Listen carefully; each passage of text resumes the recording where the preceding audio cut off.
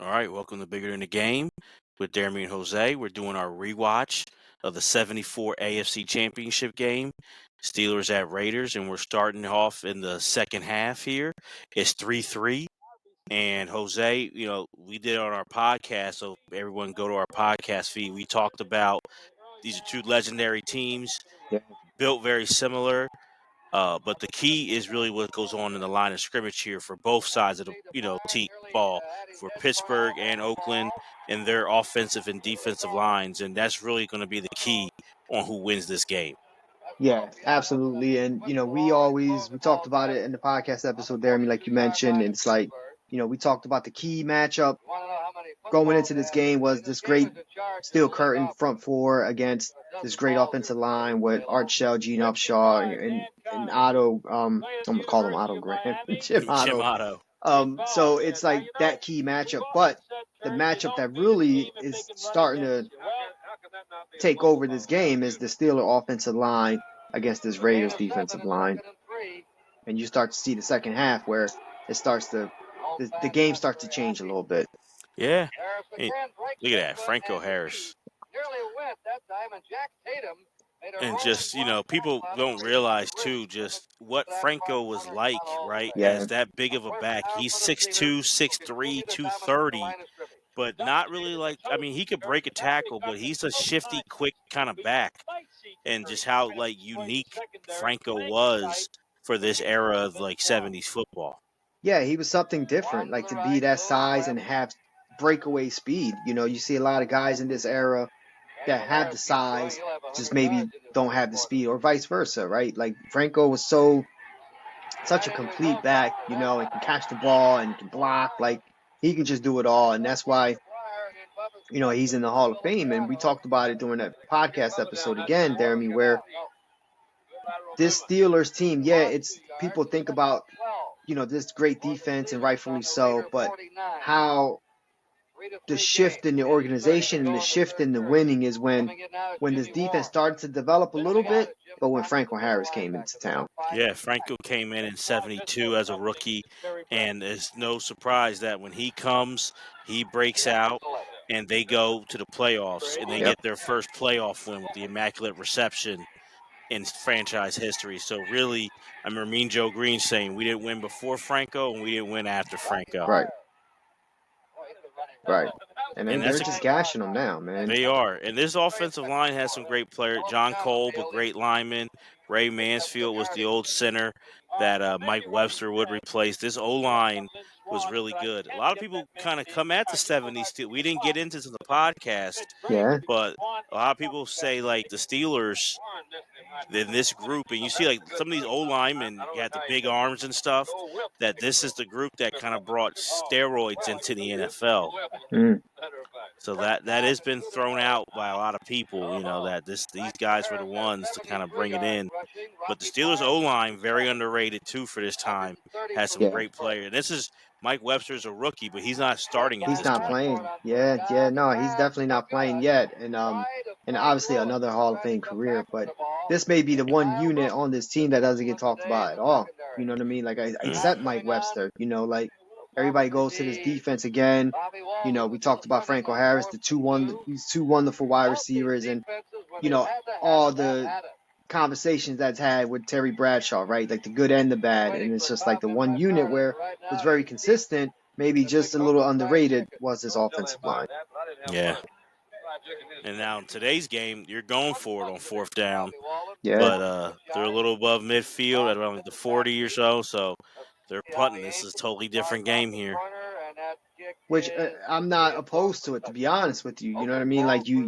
You force them to try to drive on this great defense. It's not going to happen. It's not going. And if it does happen, it's not going to happen too many times in this game.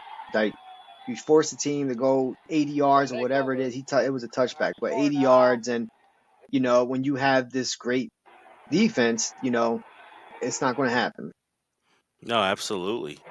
And, we're giving everybody, the full experience. Yeah, we're watching it live at 74. Yeah, we want you to feel like it's December 29th of 74 here. So we're letting the commercials go on into this.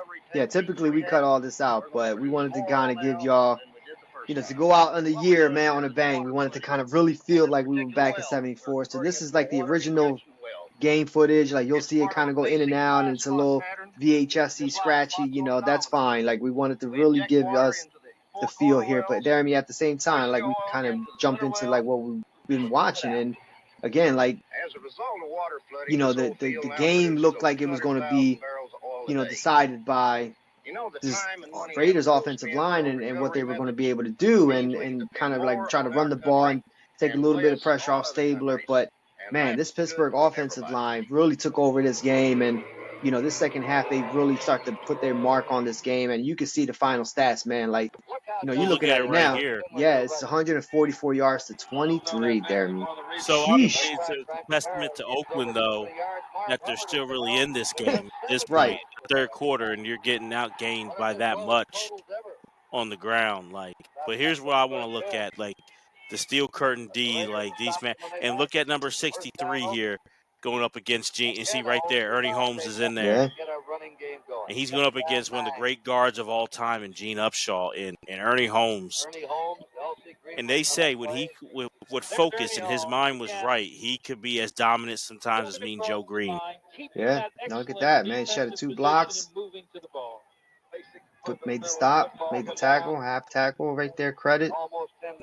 But, I mean, the Raiders threw the ball pretty well in this game as well. So, but they just could not run.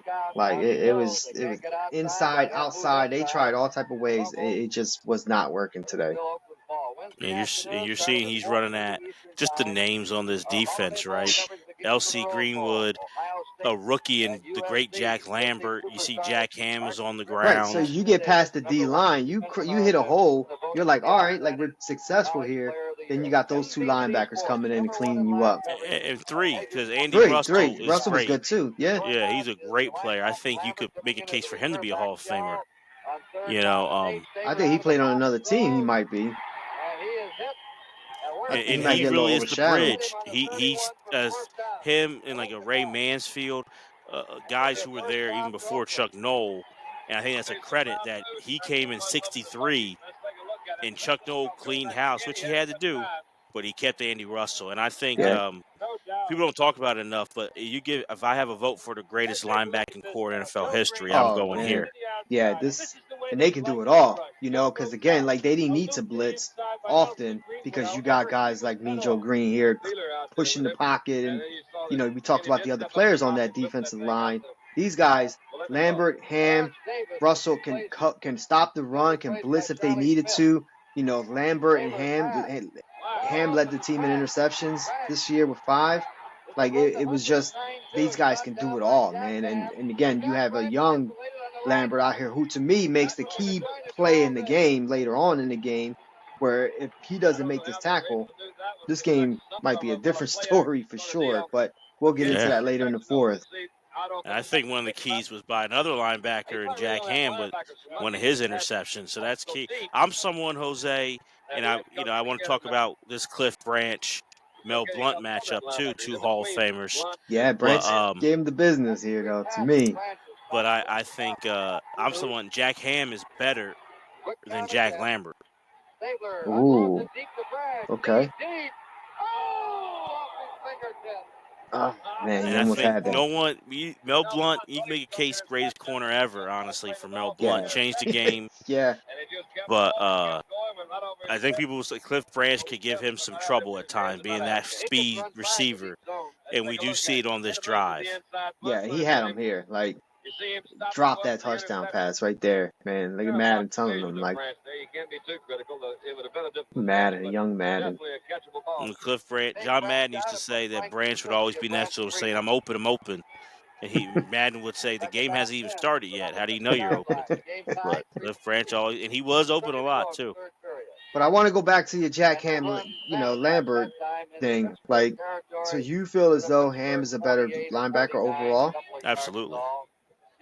Wow, and that's think interesting. Lambert's personality, great player, but his personality and the teeth give him that. And Jack Ham was very quiet, but you can make a case Jack Ham is the best outside linebacker we ever saw. He's top 3 for me, top 5 for sure, outside linebacker of And all I think time. there's no one who was more complete as an outside line. I know LT is. We'll give him the Right. GOAT because he changed it. There's no more complete outside linebacker than Jack Ham. Right, and this was an era here where they did more. They were more pass coverage as well. Litnikoff, oof. And they blitzed that time. Andy Russell blitzed. The blitz was picked up very well. Oakland's offensive line, I think it was out of Man, you see, they're not even like really like set like normal like they do now. Oh, Mel Blount right there though. No, but he's going from one Hall of Fame receiver and Branch to another, and Biletnikoff here. So, yeah, just a name, Otis Sistrunk right here. Just so many great players, so many iconic names. Yeah, that's what makes these games so great, man. And we mentioned it. These teams played 5 years in a row in the playoffs. 5 consecutive. Look at got that. him there. It wasn't even close. Nah, got him with that one. That speed, man. That Cliff. Look at it. Got him right there. Boom. Well, Randy Moss says, and we definitely want to send a shout out to the great Randy Moss, man, battling cancer right now and stuff. So, but when we're equal, I'm open. And that's exactly what happened here. Branch was right there with Mel Blount and just kind of kept passing him. Stabler hit him with a nice throw there. You can't blame Mel Blount, would do work. And I think when Mel Blount could get his hands on Cliff Branch, we've seen that, he would rough him up, especially in this era before, the Mel Blount rule comes into play. But if Branch got by him, it was tough and not just for Mel Blount, for anyone at this time to keep up with him. Right, and that's why, again, like you mentioned, they had to change the rules up to open these wide receivers up a little bit more because, again, they were getting pushed around. They were getting mugged out there, man. They were getting pushed around, held, things like that. And, the league wanted to open up the offenses a little bit, and he was a big reason why they wanted to do that. Looking for in the yellow pages. Results. Look at Lou Brock here. Yeah. In the yellow pages. Yellow pages commercial. Yep. For you kids, that's what we used to have to use for look up. If I wanted to call Jose's house, I had to go to R and find Ruiz, and there he is. Crazy, man, right? That is crazy. I remember doing that. I remember looking up places, a pizzeria or something like that. Maybe ours was around the corner that was closed or something. But yeah, that's crazy, man. Hey, 13 touchdowns. That's a lot, man, this era. 13 touchdowns for a wide receiver. It's a shame he got into the Hall of Fame recently after he passed. Yeah. I feel like both these teams wound up having that bias of they wound up getting initially when everyone retired so many Hall of Famers that I feel like the writers were enough Steelers, enough Raiders. It pushed a few guys back. And, you look at on the Steelers, John Madden had to wait way too long to get in. Cliff Branch had to wait too long. I think Ray Guy. And then you look at the Steelers, Lynn Swann, Stallworth. Yeah, Stallworth, yeah. Donnie Shell had to wait way too long to get into the Hall of Fame. So it's a shame. Didn't Madden say that in his induction speech about Cliff Branch that he should have been in or something like that? I think so, yeah. Oh, look at that. Gashing him right up the middle, man. I think the Raiders ranked 21st in defense against the run this year, so I think that was the game plan for the Steelers to come in here. Obviously, that was the game plan. They had 50 rushers or something like that. That was obviously the game plan. We're going to go in there and try to control the clock and keep that great offense on the sidelines because that Raiders, they had the number 1 offense in the league, these Raiders, so it was a great offense. We talked about the wide receivers, that great offensive line. Kenny Stabler, you mentioned it during the podcast, won the MVP. This was a great offense, and the Steelers definitely had the game plan to kind of slow this down. Look at that, man. Look at this, and that's the great, fullback Rocky Blyer right there, just what he did. Everyone knows his story from being a Vietnam vet, getting hurt, wounded in battle, and making that great comeback. But hell of a football player too, Jose. Yeah, really good fullback. Yeah, absolutely. It's very clutch for this team. Yeah, great backfield. He can catch the ball. You'll see later on. Makes a great catch in the end zone. He's got 79 yards this game already, so he's playing well for sure. And I think there was a year. Remember, 1,000 yards was big. back then for a running back getting it. It was a big deal. And there's a year later on where both Franco They and both Rocky get 1,000 yards. Yeah, which is incredible to think about. But you look at it, I think 72 was the first time it happened, only 2 years Yeah. earlier with Zonka and Mercury Morris. So it wasn't something that was – it's still not that common now to have two running backs Oh, no. get 1,000 yards. So Not now. So, people forget how hell of a player Rocky Blyer was too. Right, and you think about, like, a lot that's been going on recently in the NFL with, like, A.J. Brown and, like, how Saquon's dominating the offense. Imagine that, like, two running backs getting 1,000 yards, and you got these Hall of Fame wide receivers on the outside. Like, that had to be tough for them, too, to not get the ball as often as maybe some other wide receivers around the league.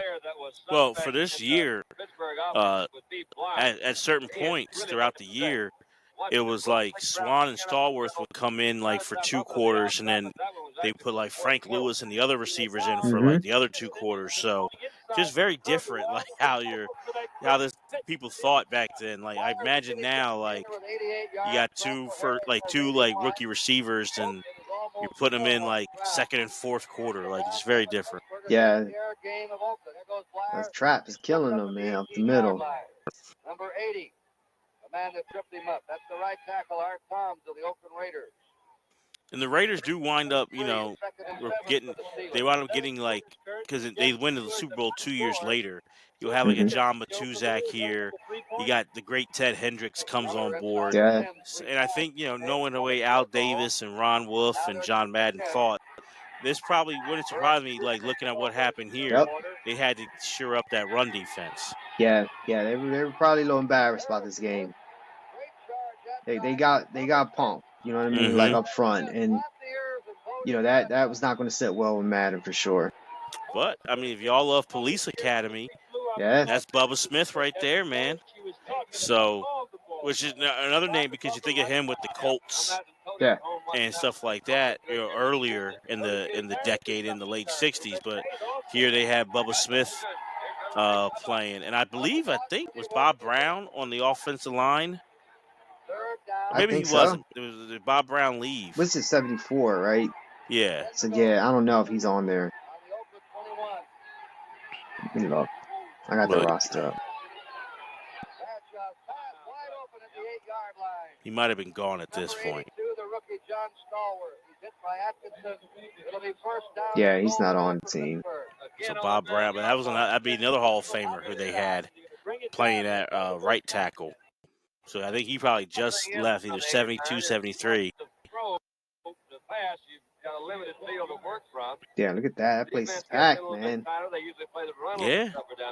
So it just makes it that much more difficult to score. Look at that, 13 attempts for Bradshaw. 77 yards.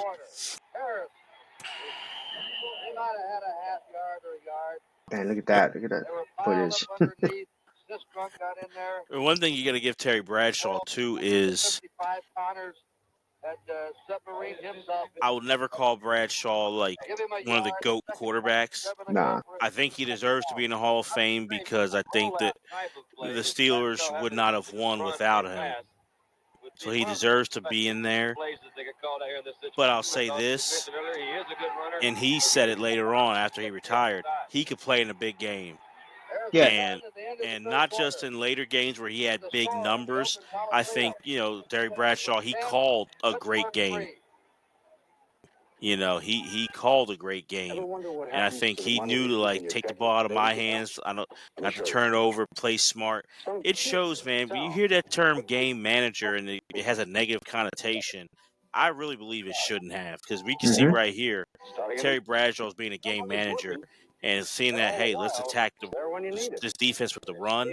And that, to me, gets them to the Super Bowl, being that game manager. So that's a negative connotation that I think is really wrong. Yeah, I heard Warren Sapp was interviewed, and he talked about that. And the guy interviewing him was like, yeah, he was talking about Brad Johnson being a game manager. He was like, when is that a bad thing? I didn't even know that was a bad thing.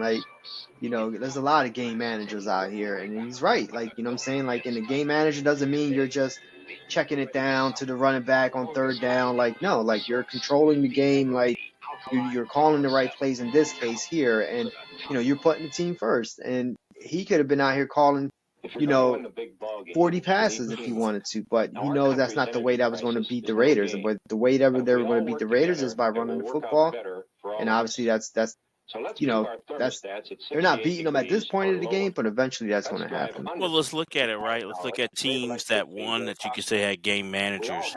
Let's look at the 2000 Ravens. Tony Banks was starting, Yeah, and they went a month with no touchdowns. Do they win the Super Bowl if Tony Banks is still in there? Brad No. Johnson, do they win if Sean King is playing? right.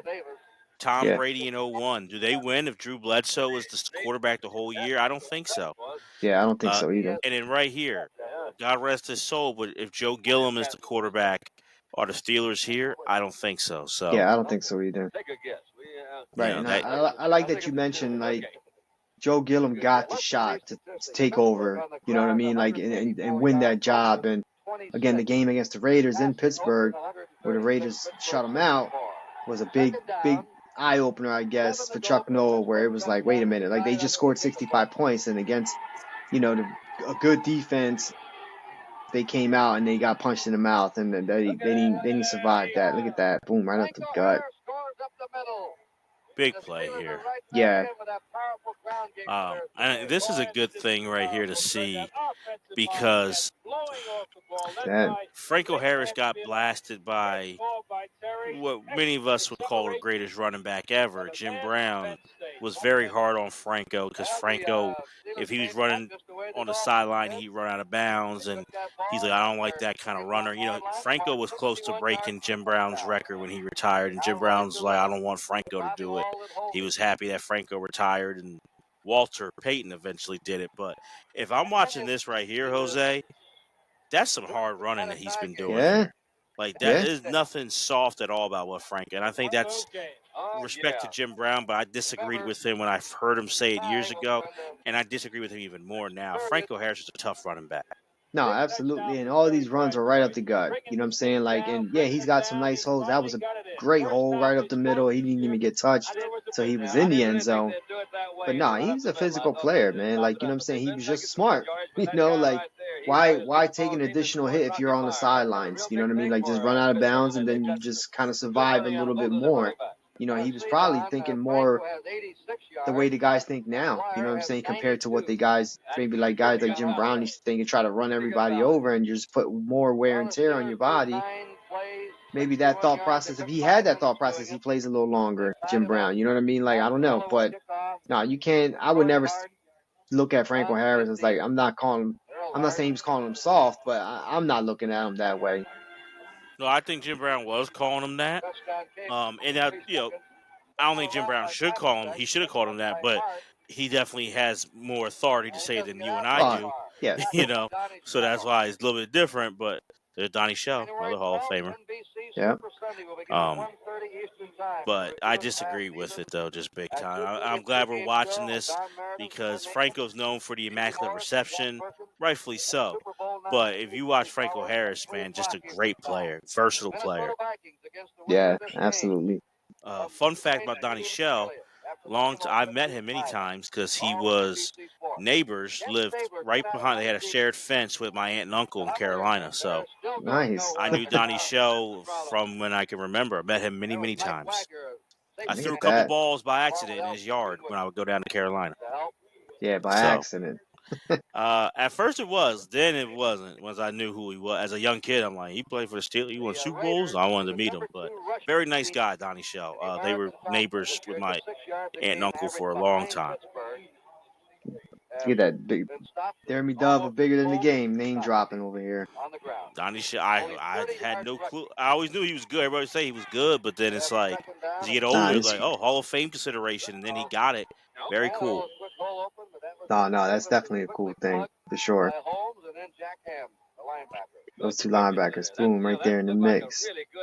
And this is, Jack Lambert, Defensive Rookie of the Year, right here. We talked about this incredible 74 draft that the Steelers had, and he was obviously a big part of that. And, he's playing really, really well. The only rookie, I think, in that draft out of all those Hall of Fame players who started on the team.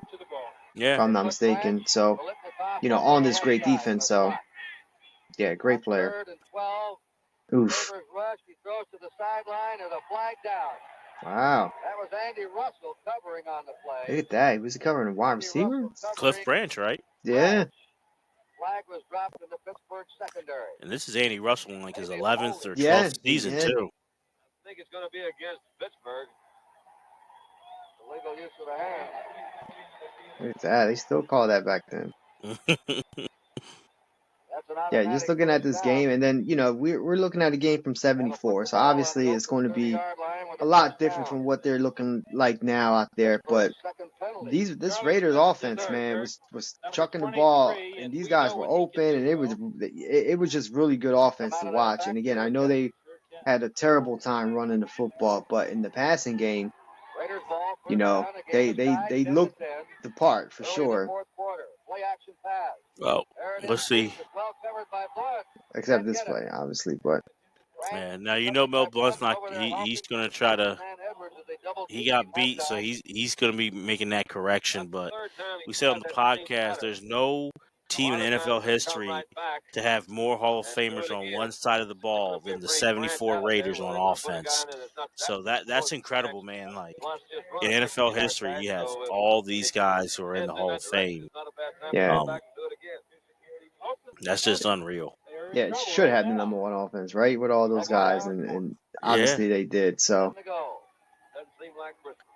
but also it makes sense why this is the Super Bowl that they say got away. oh, That's what I'm talking about. God, that's a great pick, man. Jack Ham getting, I think, such a huge interception here.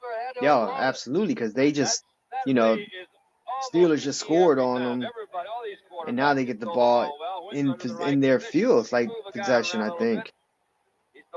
Like on their side of the field, absolutely. Yeah. That's a terrible throw.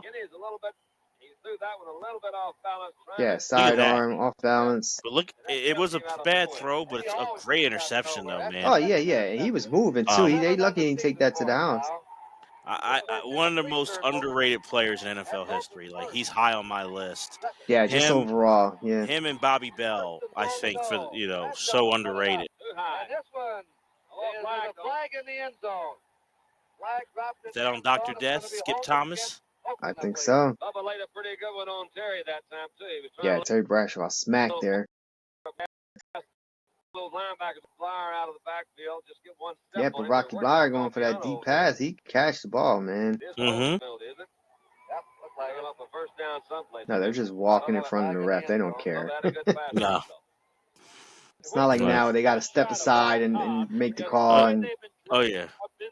There's a production now. What they still were. They still didn't know it back then. Number 32 to come in. There's Tom.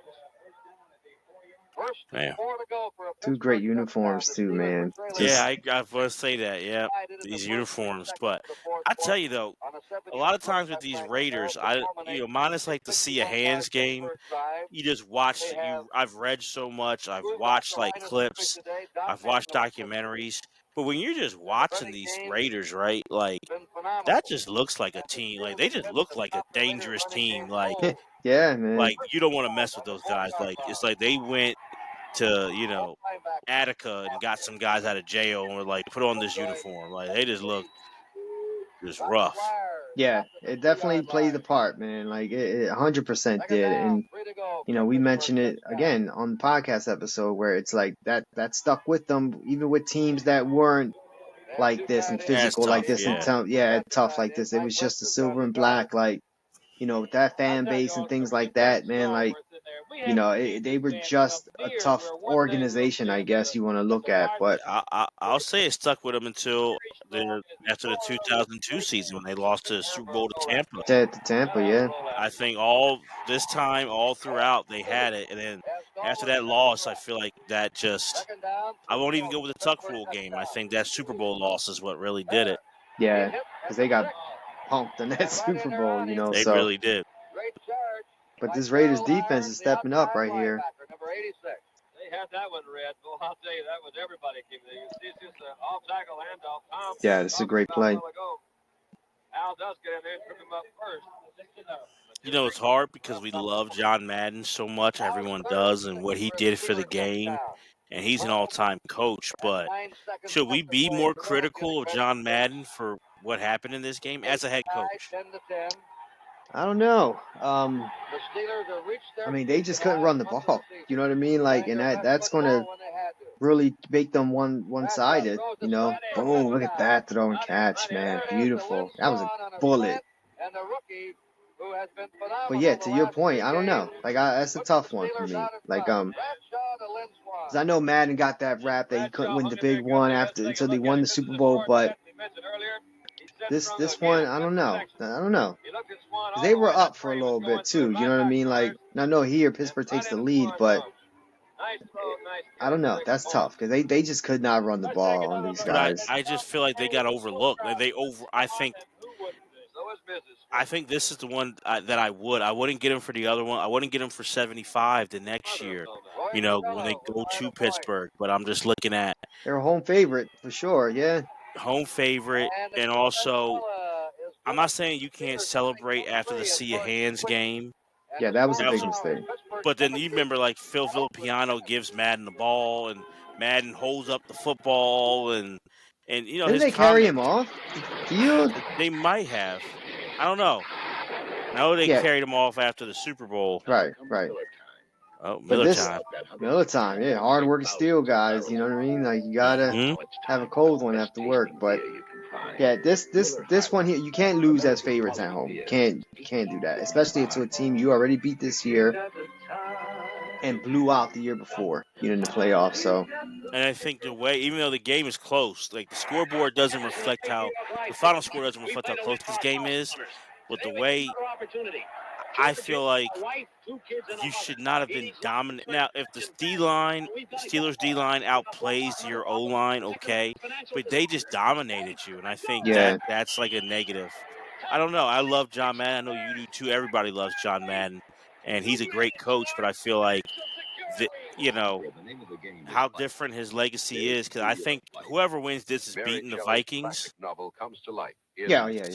So then if he has 2 Super Bowl rings, definitely not waiting as long for the Hall of Fame. Right, that winning percentage and stuff, like they were the best team, like most wins since like 67, I think, up to this point. So yeah, they were a great organization. They were a great team, man. So yeah, this is like a black eye for Madden, this game for sure. And what he's, you know, leading up to it. Oh, look at that. He didn't even get to the 15. So you can see this momentum is on Pittsburgh's side, right? They scored, and, you know, the interception, take the lead now, another touchdown. 11:42 to go. One thing that the Oakland Raiders know at this point, Donald, is what you like to do. They can't run the football and win this game. There you go. We'll probably see him go up top. Gotta put it up in the air. You know that. That's what Danny Don Meredith is saying. They got him back in the hole now. They don't get out of it. And here they Ooh, go. look at that. Look at that. They just can't move. Look at that. They're all saying the same thing. 30 yards in the ground today. Average 168 but yards I mean, wow. during the season. They average, my bad there. I mean, they average 168 yards a game. They got 30 yards right now. But to be fair, though, what do we say a lot of times when we see coaches? You know, we look at the Ravens last year against the Chiefs in the AFC Championship game. You went away from the run. I give them credit for not just like, you know, you have a game plan. You had to adjust, but they didn't quite just abandon it. They tried. They just couldn't get anything moving on the ground. But it wasn't like, oh, we can't get anything moving. You didn't see, they rushed 21 times. You didn't see them go for like 8 and just have Kenny Stabler drop back all these times. Like, and for me, I think that's how it should be. Right. So at this point, he's at 22 pass attempts, and obviously they're down in the fourth, so you know that's going to jump up, probably double at this point. I think he had 40 attempts, maybe. But yeah, to your point, here it is again. Bam! And he got smacked right there. But they're trying. They're keeping that defense honest because they know, even though they have that great offensive line, if this D line can just pin their ears back and just pass rush, that's going to be trouble. Man releases right here. JT releases on This is a big hit right here, man. That's the way you play the corner. That's how you play the corner. JT Damn Thomas right. and Jack Ham, Yeah. who is better than Jack Lambert. Oh, look at that. This is the tackle right here of the game for me. I think right here, that's such a key play right here. An open field tackle from a middle linebacker against the fastest wide receiver in the league, potentially. Like, he had it was definitely a good awkward tackle. good awkward tackle. It was a perfect form. Good awkward. Look at this, man. This dude's got the entire field for the most part. And look, cuts the angle. Boom. Got him. Down. Can't get any better than that. It was nice. It was good. Like I said, I think if Cliff Branch, he kind of lucked into that, but it was a good tackle. Man, that's crazy. I'm not here to argue Lambert and Ham, but you got to give the man some credit right there, man. Like, I think it was a good tackle. It was a good tackle. It's an important tackle, man. Because he scores right there.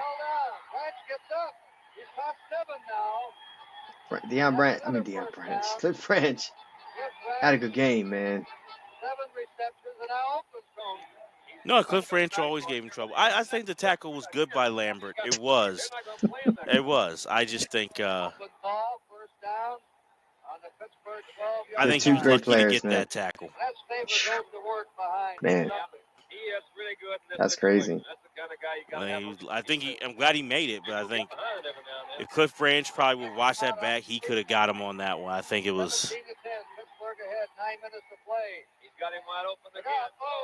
Ooh, another stick. I'll give that tackle. That was a hit. Popped right up, though. I'll give him that. No, Lambert could lay the wood.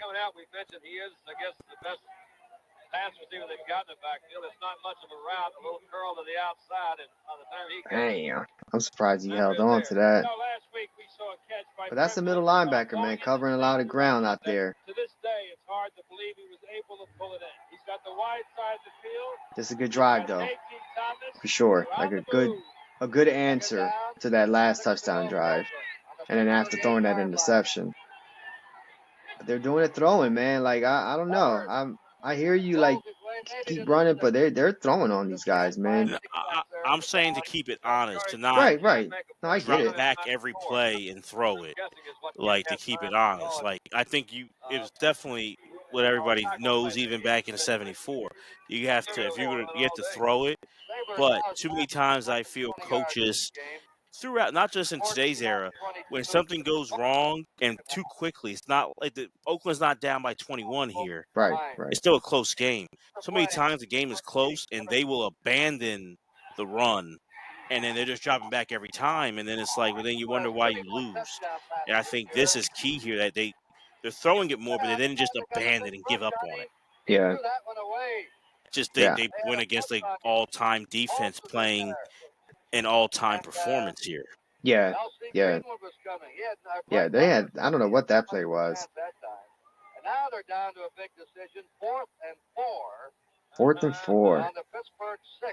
George Bland is in to kick a field George goal. Blanda. He's probably about 75 here. Yeah. So, figured out he still go out there and kick.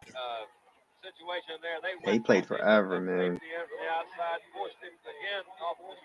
Man, look at that kicking style. Boof. That looked like it was no good. I looked like that's what I thought too. I'm like, that was good. So now the lead has been narrowed down, and the score is Pittsburgh 17, Oakland 13. That was a big stop though, there, man, because they drove the length of the field as we saw, and they were throwing the ball to Cliff Branch, but once you get in the end zone, that kind of slows down and tightens up a little bit, and that's where the run game is so important. Yeah, no, definitely good that they held him there to still have that lead instead of, you give up a touchdown, it's tied. Yeah. And the way they've been running the ball, the Steelers, it's like, man, like you can control this clock and milk a lot of this clock now, and if you get another score, it's potentially ball game at that point. It's oil shale. So There this you is what go. we're looking at in 74 here, burning Yeah. rocks. Amoco bid $105 million. Are they Amoco going to do put- that for us in 50 years, being like, this is what they were doing? This Yeah, land in western yeah. Colorado. And it could cost us up to $2 Amoco billion. put up a lot of Amoco money. really, Yeah. Amoco put a lot of money into these things here. Yeah, Oil shale. I guess Pete Rozelle was like, we'll take your money. absolutely. He knew what was coming. He knew what was coming. I wonder what gas was at that time. That was a 79-yard drive. I don't want to know because it'll make me I don't wanna- cry I knowing know. what it is now. I know. And now Well, I So want to know. Blanda didn't do the kickoffs. it's a swiveler. It's taken there by Pearson on a 25 out to the 40. He's still going. What field position here? Look at that. Got to midfield. Yeah. Oakland territory. Don't forget Saturday, January 11th, from Mobile, Alabama, the college bowl most highly regarded by the pro scouts. This year features two of the nation's top quarterbacks, Steve Bartkowski of California and David Hunt from the University of Nebraska. The Senior Bowl on NBC. This is Saturday, you got some great January 11th. players in that. You got Randy White, you got Walter Payton, so you got some great players Yeah. in that 75 Senior Bowl. All afternoon on the ground. Yeah, that was a good one. Yeah. It could be disastrous to Oakland. Rocky Blyer, and he stopped at the 47-yard line. Wow, gas prices were like 50 cents, dude, a gallon. 74. Sheesh. Man, he's big, man. Bubba Smith was 6'8". Yeah, I know. He's so big. And that's before, then you bring in a Matuzak who's 6'8". Ted Hendricks is 6'8", The Raiders were definitely, they had some big guys, tall, lanky guys, long Yeah. guys on that defense. Oh, Bumbo. What was that? I have Terry. no idea. Look at that. Oh, I can't believe that. That is unreal. He is lucky. They Terry did not. Bradshaw's so lucky. They did not pick that up. Because if they pick that up and score How could we not recover that fumble? and lose this game, I don't know, Deremy. I don't even know if you can bring them back, man. Was the only man between This is crazy, though. Let's see this play. Just what? See that? He drops it. He carried that ball and hit it on his And carrying it like that, oh man, they would have. He would have never But heard let's the end see, of that. how did they not get this? Look at all those black jerseys around. Look at this. Oh, Villapiano. Ooh, foo. Yeah, they don't Come be on, talking Phil. about that one. Yeah, Phil. You always on NFL Films. Talk Yeah. about that, Phil. Yeah, That could have been. That was a big difference maker if you recover that ball. And he's got Lynn Swan out there with a great grab for a first down. What a big one. yeah, that was huge, man. I think that's like a career saver right there for him. That's that probably is. Because I mean, I wasn't even thinking about scooping it up and scoring. Just if they recover. If they recover and they score or something and they lose this game, the way he was running with that ball, oh my God, they would have. Oof. That would have been bad. Yeah. But we see George Atkinson was on Swan, and we know later on what would happen with those two guys in the, Yeah, going all the way to court a couple years later, the whole criminal element. which is wild to me. Yeah, they're still sticking to that run. They're like, nah, we're going to get this ball out of his hands immediately. Oh yeah. That was a good throw to Lynn Swan, though. He had a cannon, man. I'll give Bradshaw that. He was ahead of his time on how athletic he was. It's a good runner. We talked about it, during the podcast where against the Bills previous week, he had like 50 yards running, so he can move, man. And even on that fumble, he had the corner.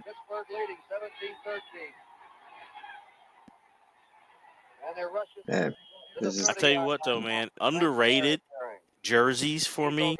When the Steelers are in white, I do love when they're in white. Yeah, the white. Yeah, I'm okay with that. Yeah, because that just looks good with the helmet and stuff. Like the black and yellow is cool. Like it's okay. I don't dislike it, but I love these. No, the Like white. even like the current Steelers. Like I love when they're in white.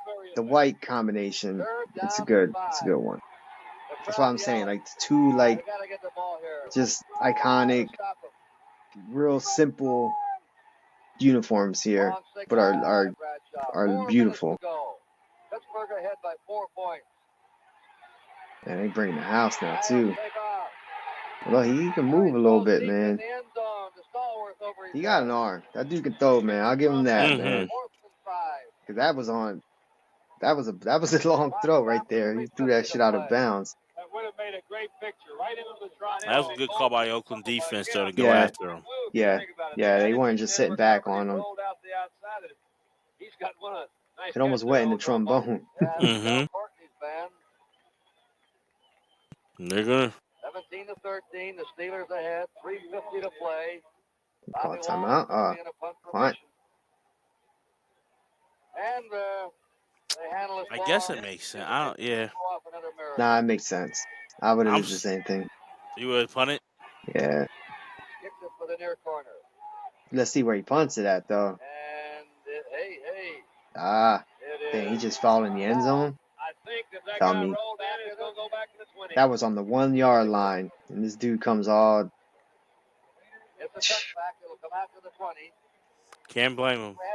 That would have been tough. That would have been huge. Yeah. You ain't driving 99 yards on the steel curtain. Uh-oh. There you go. Oh, man, look at that beauty. So this is it, man. 3 minutes left in the game. 80 yards, Deremy. See what we can do. See what Mr. Miyagi. Is that Mr. Miyagi? Is that? That's Mr. Miyagi. That was Mr. Miyagi. I don't care what anybody says. That was Mr. Miyagi. I'm not saying you're wrong. I wasn't quite sure. 100%. That's a Charger. 100% that was Mr. Miyagi. I'm going to go back when we're done here. Yeah. Legislation raising the coverage of the Federal Savings and Loan Insurance So this is also a weird time, though. I'm surprised I never thought about this. This is a few months after all Watergate, so Nixon. Yeah. Nixon's in August. He steps down, so you got Gerald Ford as president. But this is a weird time for the country here. Yeah. That's a good point. I didn't think about that either. Look at that, though. Thought about that stat, for sure. Oh, yeah. That's a big time difference, But man. it's still, there's a 4-point game with 3:41 left. To the sideline they go, skipping out of bounds. And I think if you would have asked anyone leading up to that week, Mm-hmm. if anybody was out gaining on the ground by that much, by pretty much 200 yards to 30 yards, would it be and into the fourth quarter be a close game? I bet you both sides would say no, no matter who it is. So the fact that it's this close shows you like how talented the Raiders were, but also Bradshaw's not Bradshaw yet. Right. With an opportunity to win the game at that. Right. Oh, and he fumbled that. Oof. Yeah, Kenny Stable. I think it was like the second to last pass in this game. He got smacked, man. Oh, my God. Felt so bad for him, man. It was like a straight rib shot. And he felt that. He got up all slow. I was like, ugh. That's a terrible way to end the game. Well, I give the quarterbacks credit during this time because these guys got hit. Yeah. Oh, yeah. Like, Really fashion, he says, thank you. I appreciate this very much. They're coming at him. Yeah, they started bringing, Bud Carson started bringing the heat too a little bit, which he wasn't doing at all. He rarely needed to. Right. Phenomenal game for a rookie today. Boy, he sure has. And they're letting it all fly. They come with the safety blitz. You see Joe Green pull up. That was it. That was it. They got lost back there. You see Beeler's trying to come back. Lambert missed that one. Joe really is responsible for it. You're right, Al. He takes him with him and lets Lambert come back in as the middle linebacker. They don't blitz that. Saw that. They led the league in pass defense. And the Raiders are, I don't want to say lighting them up, but 2:55 to go. Man, 3 and out. That's big time 3 and out. Minnesota standing by. There's just, I just laugh because anybody who wants to say that this isn't the greatest defense in league history is crazy. Yeah. And this isn't them at their peak. I was just about to say that. Like, this is them just really just starting to hit that stride. You know what I mean? Like they were some ups and downs this year. They were really good this year, but this again, a young Lambert, like these guys are still playing into their learning their roles and playing to their potential, and it takes off after this for sure. Rose Bowl and Orange Bowl. Now today we got a playoffs. It's a big difference. Big difference. This is a championship type drive right here. Yeah, absolutely. And nearly had a fluke play that Oakland gobbled it up. They might have gone for a touchdown. That's Franco Harris. There you go. The 49-yard line, a yard gain. You start calling timeouts here, man. On the tackle with Gerald Irons. And now time running out of Gerald Oakland. Irons. Steelers taking their time. It's a good name. But I'm just looking at Madden letting the clock go. There is no question, Kurt. They've got to stop and stay in this football game. The Raiders were 6-point favorites, but the Raiders were worried that their team might have emotionally spent 50 years ago, I wonder people looking at that guy like be one of the biggest icons in sports, John Madden. I know. Big oof. Big time. You know what I mean? Like one big time. Smith played his best game in 2 years today. The 2-minute warning has been given. 2-minute warning. Here we go, Deremy. Pittsburgh 17 and Oakland 13. What a game, man. New tires must It's just a lot of fun to look at this, man, and it's are doing just that. I disagree with young people when they watch old school stuff and like I don't get it. If you love the game of football, Right. I don't care. I'm not saying this has to be your favorite era, but to me, you can't look at this and not be entertained and not think this is just great to watch. No, this was a very entertaining game, man. Just like, man, like from how physical it is, man. Like, and you can see these athletes out there. You have a 19-year-old son. Yeah, he's not watching this. It's what I'm saying. Like, even if you're like, hey, you got to watch this for, say, for school, for home. Do you think he'd be like impressed by it, or do you think he'd be like whatever? Yeah, I don't think he'll be impressed by it, to be honest with you. And I think that's where it's wrong. Yeah. I think he would like the hitting on defense and things like that, but offensively I don't think he would be impressed. And I think I'm impressed because of these are such great players you're doing it against. You know what I mean? So it's like it's almost like there's no like I tricked you. It's just like who can execute like there's no trickery too much in this. It's just like who executed better, who knocked you off the line. And it is broken up. Oh, good D. That's 3rd and 8. It was being covered downfield by Skip Thomas. Dr. Death, Skip Thomas. Yeah. Always easy to second guess. I expected him to run. Skip Thomas didn't really like to go after interceptions. He liked to just knock the ball down or kick at the ball. He had a great personality, another great character for the Raiders. He would go to the hospital a lot of times just to like hang out, like just for the fun of it. So he would like check himself in during the week for like days, and he would like chill with the nurses and bring like some whiskey in there. And when that's Madden a nice place to relax. Yeah, when Madden was annoyed with him, he's like, "You should go back to the hospital." Like, so he's just a crazy personality. He said he would play strip poker with the nurses. I don't know how true that is. But that's what he said. But The NFL report with Tim Ryan and Al Michaels. Wow. Wow. And he's still doing games. 50 years later. Sounds like he's sleeping, but he's still doing games. Yeah. And remember, this is after he broadcasted for the Big Red Machine.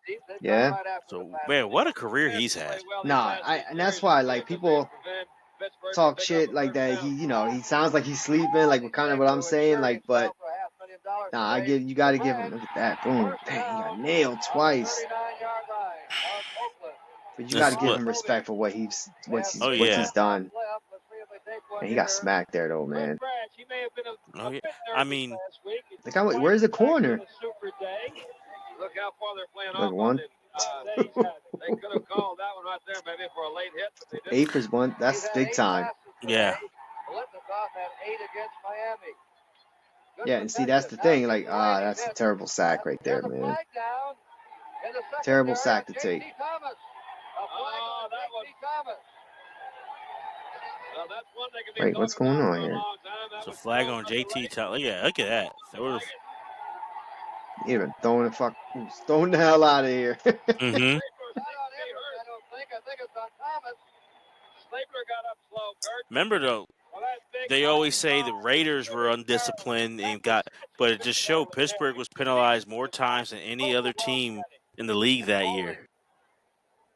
Oh, And this is costly right here, man. yeah, This big could be time. Oh, that huge. was big penalty, man. After a big sack like that, too? Stapler had been tackled, so the penalty was from where Wow. the ball was down. Man, you just see, like, there is a lot of, like, that's why I like talking about, like, we did the podcast, NFL films, because it's a lot of, like, this promotion and, like, propaganda stuff here. Wow, that was terrible throw, man. He's running fast as hell. I don't know, man. That was a terrible throw. 1 minute to go, and the Steelers should have it now. That's ball game pretty much, man. What was he doing there, man? 38-yard return by Thomas. It was like a Hail Mary. Got 4 guys there. I was wondering, maybe someone supposed to run the route over because that looked like he was throwing it to a spot. So, like, someone was supposed to be in that vicinity. I don't know. Yeah. Because other than that, there's just no reason to throw that. Well, they led the NFL in takeaways all year. Look at that. Let the NFL takeaway, #1 pass defense. It's one of the great defensive teams you'll ever want to look at. Yeah, there you go. That's still curtain, baby. It's born, man. In 74. Most important game of the 70s right here, man. I'll stand by that. An unsung hero coming into the late stretch. Now emerged as a Pittsburgh star. Timeout by Oakland. They have 2 more timeouts. 2 more timeouts. Let's see if we can get this clock down. He's getting close to 100. Gotta be over with that run.